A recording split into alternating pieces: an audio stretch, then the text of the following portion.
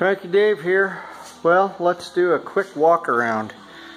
I've made quite a bit of progress. It may not look like it in some cases, but boy, a lot of hours have been put into this thing over the last several days, and I'm just going to do a walk around and point out many of the things that are now complete.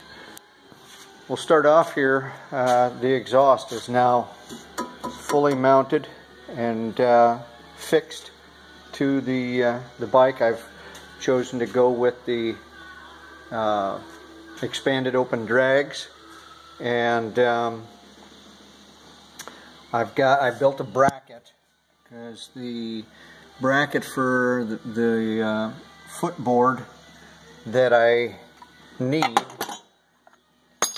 is either discontinued. Certainly it's on back order, so I had to build my own. I fashioned it out of a piece of shift bracket that was in this box of parts. So rear brakes are all done. I had to, after doing everything, I had to replace this brake switch. I just tested it and that was bad.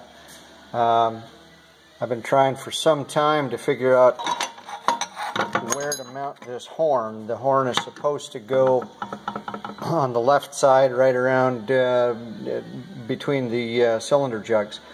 I found a bracket and I saw a picture, and I figured out that off the transmission case, this bracket will mount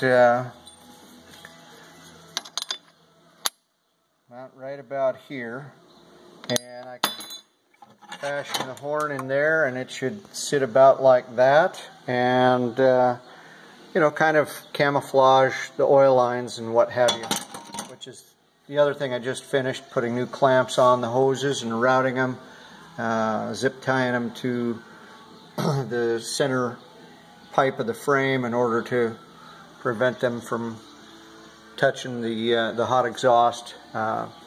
Obviously we got the battery tray. I've got a battery cover.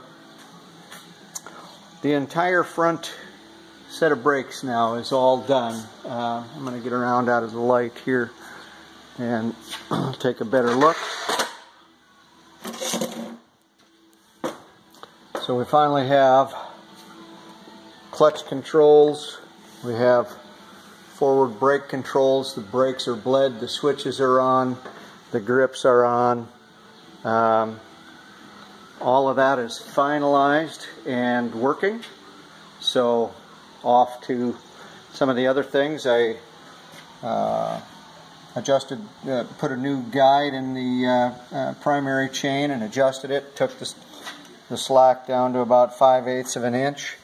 Learned some things about this bike, that it had a primary chain oiler, but then it would draw back and recycle that oil into the engine crankcase, and I didn't like that idea. I did some checking on Facebook and got some responses back. I built my own breather. I capped it off at the front port that's supposed to supply oil, and where there's a threaded port, I actually used a GM differential breather, built my own breather, so that I can close that up and run gear oil in it.